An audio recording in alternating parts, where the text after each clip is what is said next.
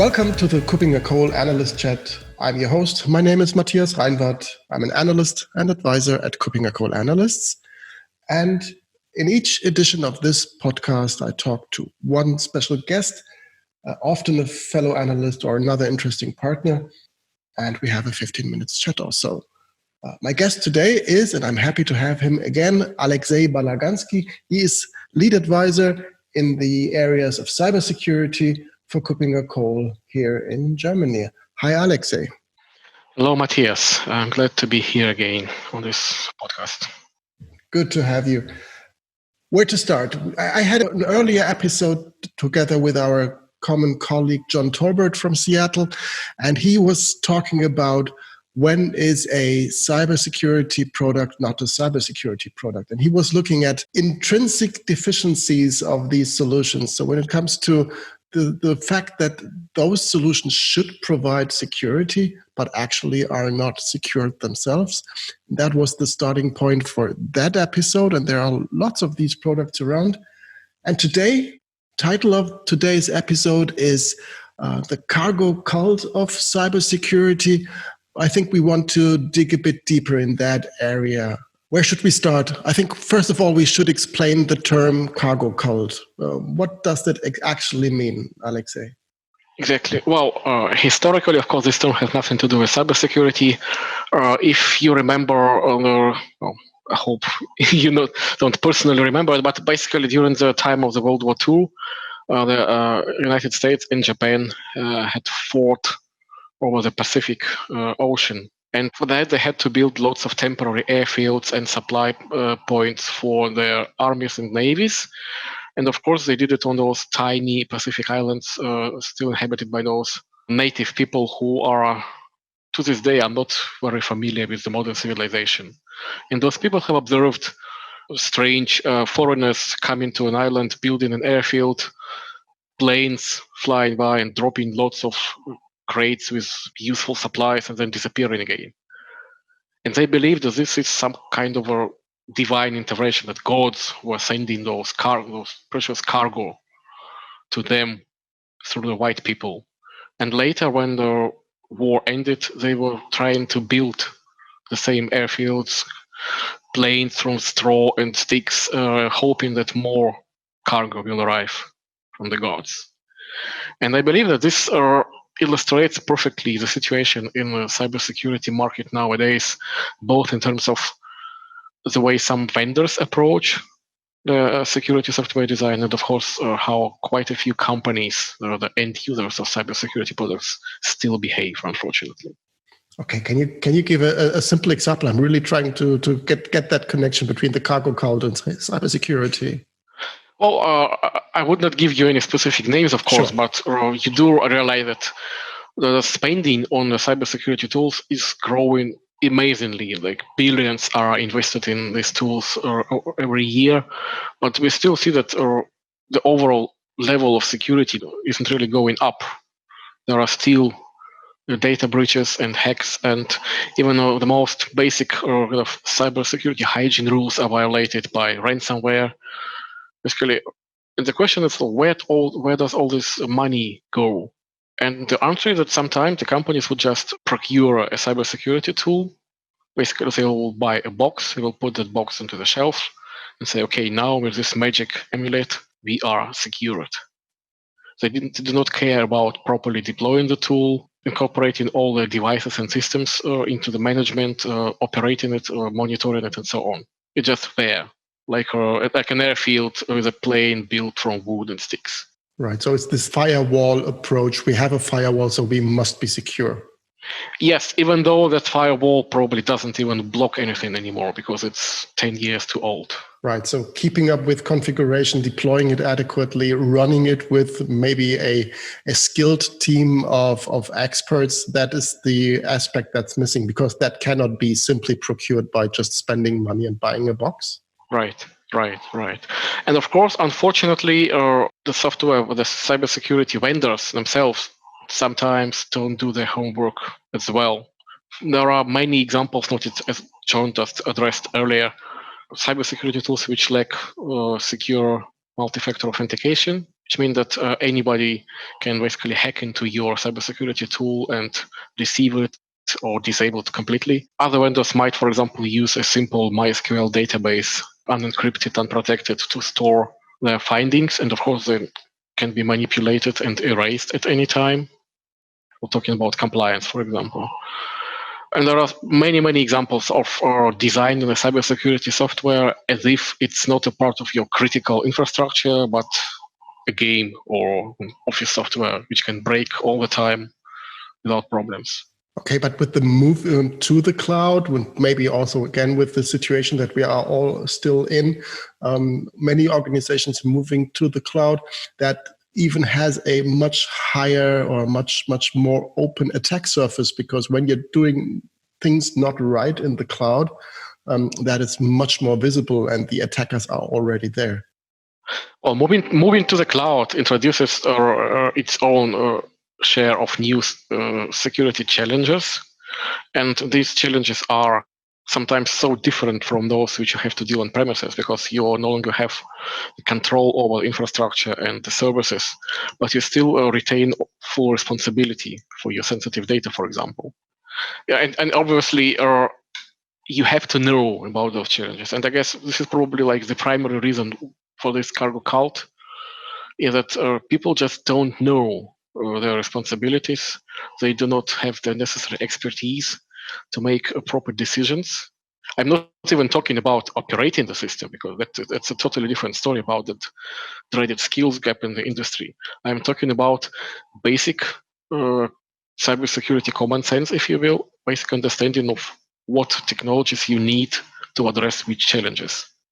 If you are lacking this basic understanding, you will never make a reasonable security decision. Right. So I'm usually somebody who is talking often about this DevOps approach, with the developers also being the ones being responsible for operating the overall system.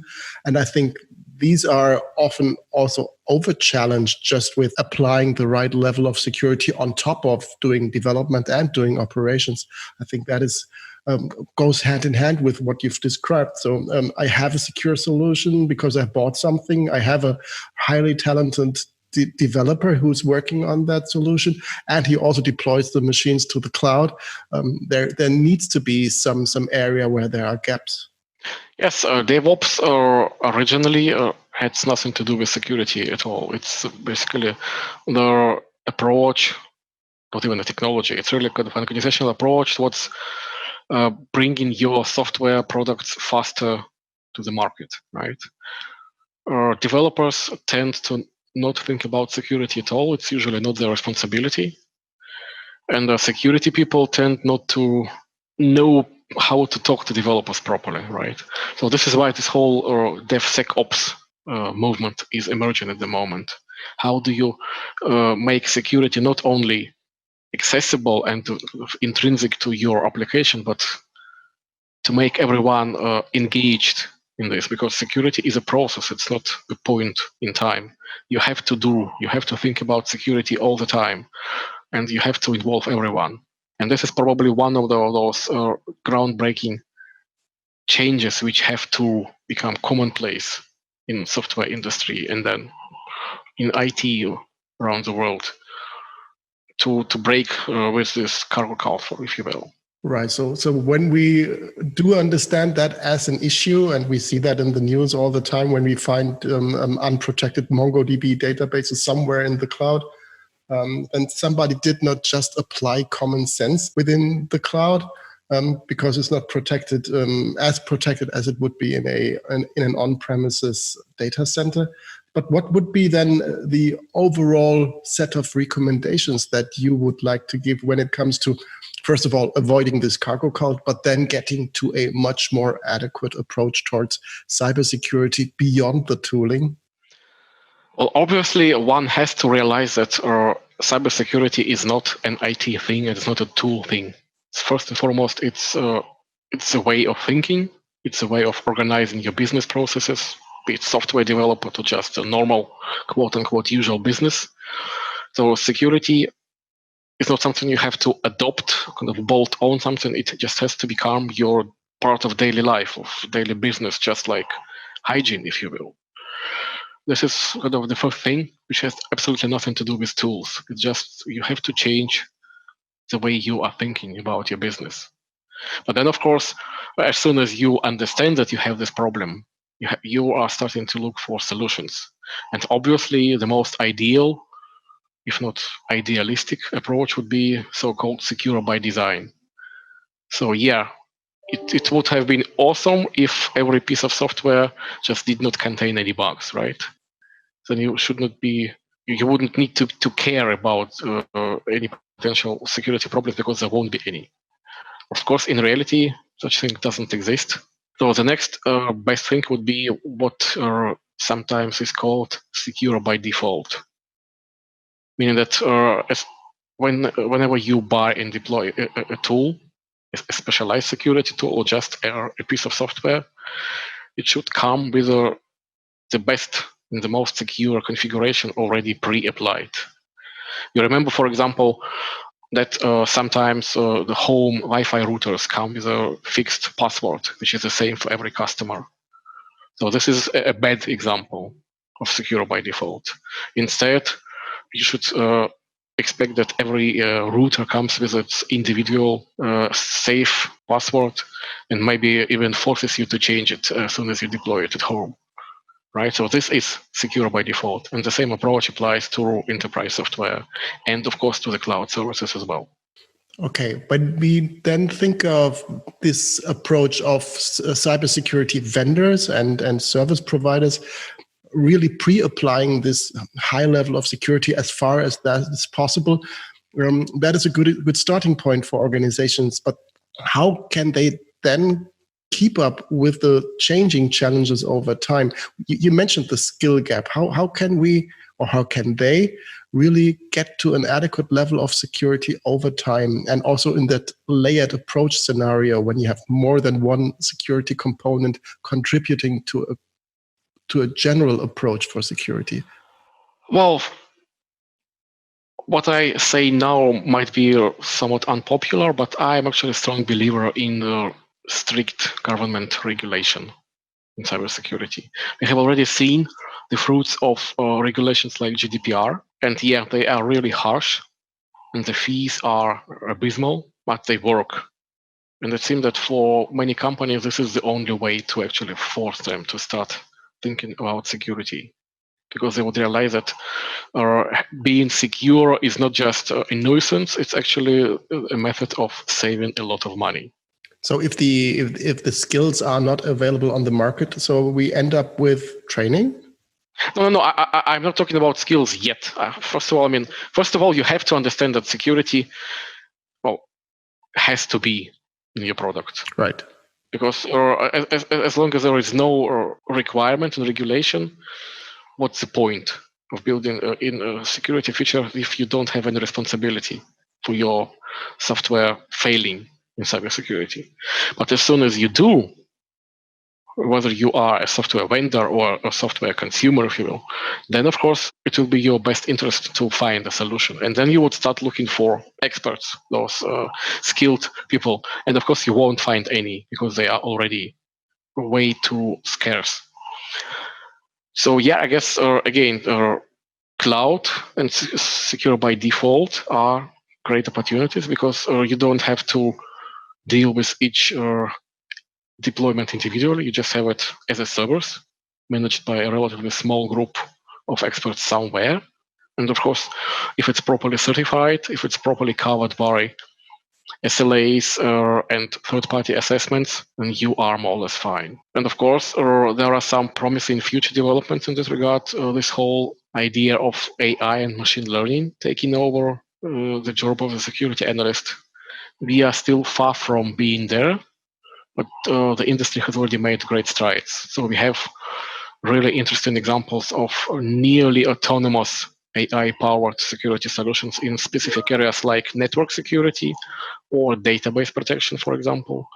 And we are looking forward to seeing more of that in cloud security and hopefully in other areas of cybersecurity as well. Okay. What we are doing in advisory often is what we call portfolio management or portfolio analysis to understand which types of products our end user customers or end user organizations have in place. And when we look at cybersecurity, we often identify that there are overlaps and more than one solution to actually solve the same problem.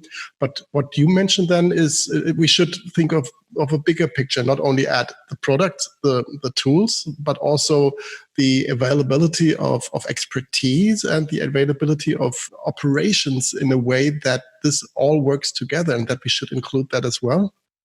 Absolutely. So yes, and first of all, I would really urge anyone to stop thinking about products and start thinking about risks and mitigation controls for those risks. So as soon as you understand what risks are the most relevant and most important, the riskiest, if you will, for your specific environment, for your specific organization, you can start focusing on capabilities you need to address those risks. And as soon as you identify the necessary capabilities, you can start that process of minimizing overlaps and ensuring that you only get those capabilities once and not thrice from different vendors, for example. And of course, that you do not have uncovered areas, blind spots. Because many companies, and I know it from our own advisory experience, tend to believe that what they did for their risk assessment and cybersecurity infrastructure 10 years ago is still relevant. It's not. There are so many new risks, so many new blind spots. So yeah, it's definitely the time now to reevaluate those areas and reevaluate your cybersecurity portfolio. So that would be also some kind of continuous improvements, or really trying to be as mature, moving along with changing technologies to be on par with the changing environments that you deal with. Again, that's the ideal, but probably very few companies are already there. The others should only kind of strive to be there and start their journey now with doing first small steps. Right. So keeping up with the development is one aspect. The other, and you mentioned it quickly, is having security provided as a service by a cloud service provider, by a managed service provider. I think that is an interesting topic that we should cover in a separate episode. But if the audience is interested in learning more about these more modern, more adequate offerings when it comes to providing security, is there something that we already can provide as input to them? Is there information available at KuppingerCole? Well, first of all, of course, we are continuously covering the latest developments or most interesting products and services with those regards, and we will find a lot of on our KC Plus platform where we publish our findings. But of course, you mentioned advisory. That's what we do. We help companies to not just answer their cybersecurity questions, but to help them identify their questions first. Because as long as they do not know what they don't have, they cannot ask the right questions. And when we start with this guidance, they might realize, wow, we're actually far more behind than we thought. But that's good, because this is the first step towards doing cybersecurity properly and not as a cargo cult. Yes, and that was a perfect final word for this episode. So really understanding where you actually are, make an assessment, where the risks are. Are you really up to date with what's going on outside and what the bad guys are already doing? I think that is a good closing for this episode. And I think we should follow up on that when it comes to more modern platforms for providing security as one building block of your overall cybersecurity strategy. So again, thank you very much, Alexei, for being part of this podcast. Okay, well, thanks, Matthias, for having me again, and looking forward to talk to you about all this interesting stuff in the future. Yes, looking forward to that as well. Thank you very much, and bye-bye.